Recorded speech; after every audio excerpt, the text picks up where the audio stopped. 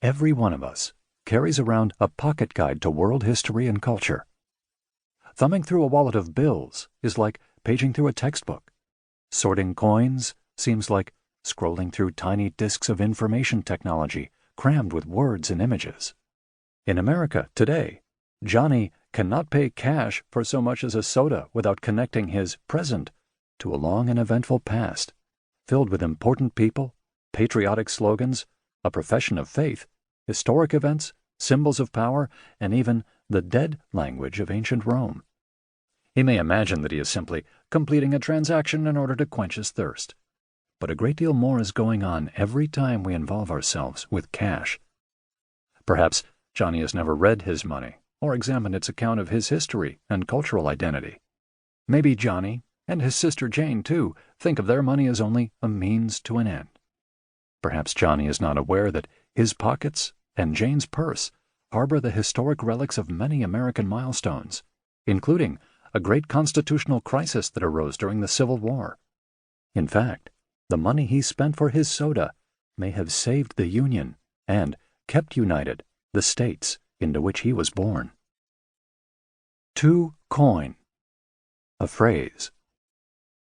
In 1862, Commander-in-Chief Abraham Lincoln learned firsthand that war exhausts wealth as wastefully as it does human life. The crippling costs of the Civil War could not be met by the nation's traditional reliance upon coinage, forcing the President and Congress to test the limits of the Constitution by issuing as legal tender the federal government's first paper currency. Called greenbacks because of the distinctive ink used to thwart counterfeiters, this money made Union victory possible, but remained in doubt as a legitimate exercise of congressional power.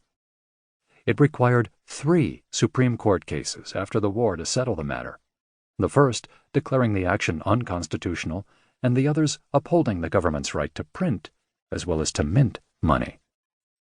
This turning point in American history rested in part on a fairly simple question. What does the word coin mean? The constitutional issue before the Supreme Court was whether the verb necessarily intends the noun. Until the monetary crisis of 1862, Congress had acted as though it did by authorizing only a metallic currency, such as a gold federal dollar. Yet, money has a remarkable and restless history, anchored in the past but anxious for the future. Green has therefore gained a place alongside gold. Money may no longer be metal alone. That explains why people today can find in their pockets and purses an homage to Lincoln, minted not only onto a 1-cent metallic coin, but also printed onto a $5 bill. Both are now money, both currency, and both coined with constitutional authority in a nation saved in part by the expansive interpretation of a single word. At this very moment, money is on the move again, exploring the digital depths of cyberspace and testing the meanings of coin once more. What, after all, is a Bitcoin, Litecoin, Bytecoin, Insane Coin, New Coin, Swift Coin, or Dogecoin? These are just a few of the many new cryptocurrencies based on blockchain technology. The inventors of this innovative money seek a profound break from the world's long reliance upon physical cash. They are boldly challenging millennia of monetary convention. Yet, they seem reluctant to think outside the cash box when naming their creations. Bitcoins, after all, are not a bit like coins, and only with the loosest language are such currencies said to be mined. We are once again expanding what can be considered money, currency, and coinage by mining money, not made of metals, and coining intangible computer code. Cryptocurrencies remind us that the money of tomorrow can never be anticipated today. Even so, coined money, in its original form of stamped metals, is likely to endure this challenge.